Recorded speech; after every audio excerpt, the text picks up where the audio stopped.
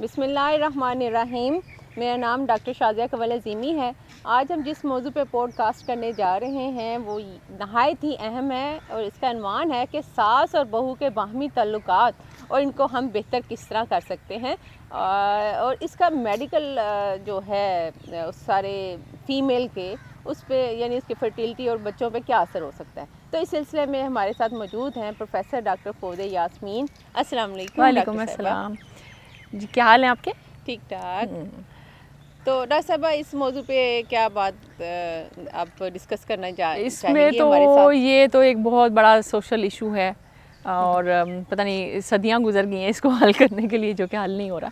इसमें बहुत से वजूहात हैं। सबसे पहले तो ये है, अगर हम वन बाय स्टेप चले तो जो सास है वो जब अब बहू मतलब बेटे के लिए ढूंढने जाती हैं तो वो बेटी कहती हैं कि हम बेटी लेके आ रहे हैं, हम बेटी लेके आ रहे हैं, और उनका बिहेवियर बिल्कुल ऐसा ही होता है जैसे माँ अपनी बेटी के लिए करती है। उसके चाव सारे पूरे करते हैं, सब कुछ है। लेकिन जैसे ही वो अब घर में लेके आते हैं तो वो फ़ौरन से एक कोई बटन चेंज हो जाता है। वो बेटी वाला बटन जो है वो बंद हो जाता है और वो सास वाला बहू वाला बटन ऑन हो जाता है। तो ये चेंज आता है, ठीक है। दूसरे नंबर पे ये है कि उनमें एक ना वो शिफ्ट, वो आप कह लो कि जैसे जो माँ है ना वो बेटे के साथ बहुत ज़्यादा अटैच होती है। ठीक है, वो बेटे के साथ बहुत ज़्यादा सिक्योर फील हो रही होती है, और अगर उसको हस्बैंड से थोड़ी सी अटेंशन थोड़ी कम है तो वो काफ़ी ज़्यादा बेटे से वो जो गैप है ना वो कंप्लीट करने की बहुत ज़्यादा बातें डिस्कस करना सारा कुछ। अब उसको होता है कि ये जो टाइम है, जो बातें हैं, जो इमोशनल अटैचमेंट है, उसमें अब आ गई एक फ़ीमेल जिसको वो खुद लेके आई हुई है ना, ठीक है। तो वो उनको ये टाइम कम मिलना शुरू हो जाता है। उसको लगता है कि ये अब मेरी अटेंशन डाइवर्ट हो रही है या डिवाइड हो रही है, इमोशनल शिफ्ट हो गया, ठीक है। और वो उनको फिर वो बल्कि शुरू में तो ये चलो वो कर लेती हैं कि ठीक है जी मैं एक्सेप्ट करती हूँ, ये करती हूँ। फिर जब आहिस्ता आहिस्ता लगता है कि जो बेटा है वो उसकी तरफ शिफ्ट होना शुरू हो गया, उसकी बातें मानी जानी जा रही हैं और वो उनको खुद लगता है कि मेरी इतनी इम्पोर्टेंस नहीं रहेगी, तो ये चीज़ें ना फिर जेलसी और फिर वो एक दुश्मन वाली बातें और वो मतलब एक्सेप्टेंस, इसे हम गैप भी कह सकते हैं। बिल्कुल जी, बिल्कुल। इसमें जनरेशन गैप जो है ना, जैसे ये कि जो माँ है ना, जो यानी कि जो सास है, अगर वो जिस बैकग्राउंड से आई हुई है, ठीक है, वो शुरू में अभी जनरेशन गैप इतना ज़्यादा है कि ज़ाहिर है वो जो अब बहू को लेके आएगी तकरीबन 20-25 साल का तो गैप हो गई, ठीक है।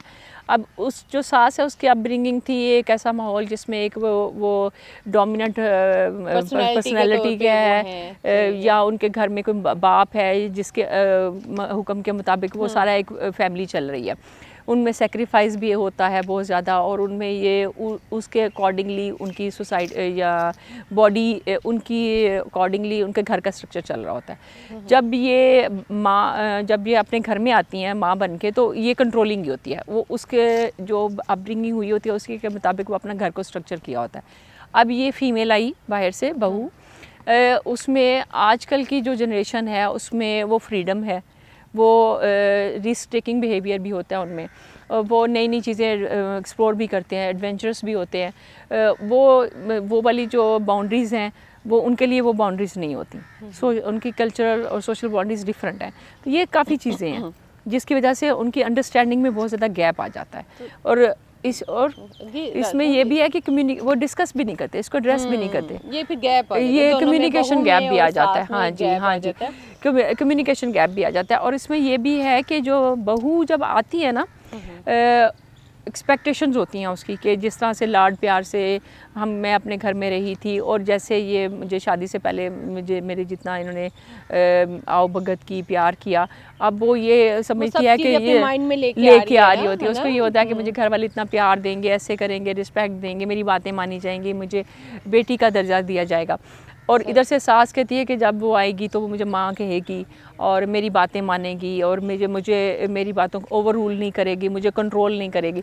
तो ये एक्सपेक्टेशंस होती हैं, और ये एक्सपेक्टेशंस जब मिस मैच हो जाती हैं ना, ठीक है, अनमेट रह जाती है, या यूँ कह लें कि उनकी वो बातें पूरी नहीं हुई, उनकी ख्वाहिशात पूरी नहीं हुई, तो फिर उसमें बहुत ज़्यादा प्रॉब्लम आती है। तो डॉक्टर साहब, इसमें ये भी है ना कि सिर्फ एक्सपेक्टेशंस ही हैं हाँ जी। लेकिन हम पूरा करने की कोशिश दोनों साइडों पे नहीं हो रही। दोनों साइडों Is it पे like नहीं this? नहीं हो रही। और दूसरे नंबर पे ये है कि टाइम भी नहीं दिया जाता। अंडरस्टैंडिंग। अब जब एक फ़ीमेल आ रही है, वो डिफरेंट तरह के कल्चर से आ रही है।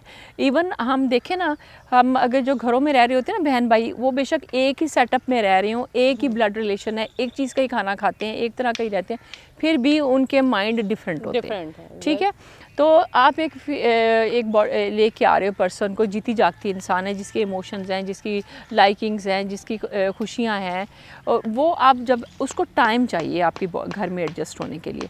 और इसी तरीके से जो इन लॉज हैं उनको भी टाइम देना चाहिए कि वो एडजस्ट हो, और वो खुद भी, उनको भी टाइम चाहिए उसको अंडरस्टैंड करने के लिए। तो ये टाइम बहुत इम्पोर्टेंट है, एक टाइम फैक्टर थोड़ा सा, और टाइम फैक्टर के साथ साथ थोड़ा सा उनको अंडरस्टैंडिंग करें, अंडरस्टैंड करने के लिए, और उसको भी सुने एक दूसरे को अपनी बातें भी कहें। हाँ, उसको एक दूसरे को सुने, और उसमें देखें कि हम कौन कौन सी बातों को एड्रेस कर सकते हैं। इसमें एसआर भी तो थोड़ा सा होना चाहिए। बिल्कुल जी, एसआर भी है। भी माँ भी अपनी जगह पे थोड़ा सा एसआर करे, और नए आने वाला जो पर्सन है वो भी अपनी जगह पे एसआर बिल्कुल करे। बिल्कुल, वो भी अपनी जगह पे एसआर करे, वो भी उनको सुने कि वो क्या चाहती हैं, कि मैं बीइंग बहू, या बीइंग अ बेटी, मेरे से वो क्या एक्सपेक्ट करती हैं, मैं कितना कर सकती हूँ, कितना नहीं कर सकती। मतलब आप एक कर सकते हैं ना, मॉडरेशन कोई चीज़ सेट कर सकते हैं। और इसके अलावा ये है कि इसमें अगर देखा जाए मेल, यानी कि जो बेटा है, हाँ जी उससे बेचारा वो तो पिसरा होता है। हाँ बिल्कुल बिल्कुल, वो अगर हम कहना कि इंटरमीडिएट बने, हाँ। ठीक है, दोनों में एक वो और मैंने देखा है वो शायद सब वो कोशिश भी काफ़ी करते हैं, कोशिश भी कर रहे होते हैं, लेकिन पता क्या, अभी वो अगर माँ की साइड लेगा तो वो कहेगा माँ की तरफ हो गया, बेटी की साइड लेगा तो फिर माशा कहता है कि जोरू का गुलाम हो गया। तो वो बेचारा कई दफ़ा तो उसको समझ ही नहीं आ रही होती।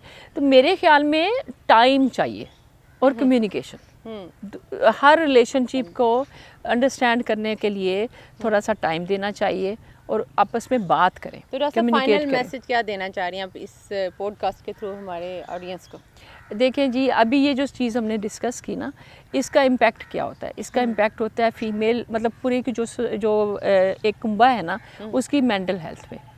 ठीक है, अभी जो फीमेल है, जो बहू आई है, उसकी मेंटल हेल्थ हम इसलिए ज़्यादा इम्पोर्टेंस देते हैं उसको, क्योंकि अब उसमें प्रेगनेंसी होगी, अब उसका इफेक्ट आने वाले बच्चे पे होता है, मतलब एक नेक्स्ट जो जनरेशन हाँ, है वो उस पर इफेक्ट होता है। ठीक है, तो अभी एक तो ये चीज़ है कि आप तो एक दूसरे को अंडरस्टैंड करें, और जो सास है, एक चीज़ जहन में रखें कि बहू जो है वो हमेशा हर वक्त बहू बुरी नहीं होगी, और सास भी ऐसा नहीं है कि सास हमेशा बुरी होगी। सास अच्छी माँ भी होती है, और बहू अच्छी बेटी भी बन सकती है। बस प्रॉब्लम ये है कि थोड़ा सा एक दूसरे को अंडरस्टैंड करें, थोड़ा टाइम दें, एक दूसरे को रिस्पेक्ट दें। और ये नहीं है कि आपको अगर रिस्पेक्ट दोगे तो आपकी अथॉरिटी ख़त्म हो जाएगी, नहीं, अथॉरिटी कंट्रोलिंग वाला तो एटीट्यूड होना ही नहीं चाहिए ना। और एक और बात, इसमें ना डबल स्टैंडर्ड है हमारे। अगर हमें एक ही, मेरे पास एक पेश कपल आया, उसमें ये था कि वो कहते कि जी हम ना, वो बेटा था, ठीक है, वो कहते कि हम ना मेरी और मेरी बहन की शादी इकट्ठी हुई है, तो मैं हनीमून से जब वापस आया तो मेरी माँ हमसे नाराज़ हो रही थी, ठीक है जी, कि तुम हनीमून मना के आ गए हो, बेटे के जोरू के गुलाम हो गए, ये और अपनी बेटी को वो कह रही थी कि तुम गई नहीं हो हनीमून मनाने के लिए, तुम्हें उनके अंडर रह के नहीं काम करना, तुम्हें उनको कंट्रोल कर, उनके नीचे नहीं रहना। ये डबल स्टैंडर्ड है। हम बेटी को कुछ और सिखा रहे होते हैं और बहू से कुछ और एक्सपेक्ट कर रहे होते हैं। तो हमें दोनों के साथ मतलब एक मॉडरेशन वाला बिहेवियर रखना चाहिए, रिस्पेक्ट देनी चाहिए, अंडरस्टैंड करना चाहिए, और हर एक को एक दूसरे को लाइक माफ़ी वाला भी दिल में रखें, बिल्कुल स्पेस देना, स्पेस दें, इशार करें एक दूसरे के लिए, इशार करें, इशार ज़रूरी है। और ये जो है ना, ये एक बहुत ही एक चैप्टर है लाइफ का, जिसमें कि आप एक न्यू जनरेशन शुरू करने जा रहे हो, नए घर में जा रहे हो, तो इसमें खुशी जब आप लेके आते हो ना हर चीज़ में, और माफ़ करने वाला, तो ये लाइफ ऑटोमेटिकली स्मूथ हो जाती है, स्मूथ हो जाएगी। बहुत शुक्रिया डॉक्टर साहब, thank you, take care, nice information, अल्लाह हाफिज़। अगर आपको मेरी ये वीडियो पसंद आई है तो हमारे चैनल को लाइक करें, सब्सक्राइब करें और बेल आइकन पर क्लिक करें, ताकि इससे रिलेटेड नई आने वाली वीडियोस आपको बर वक्त दिखाई दे सकें। Thank you.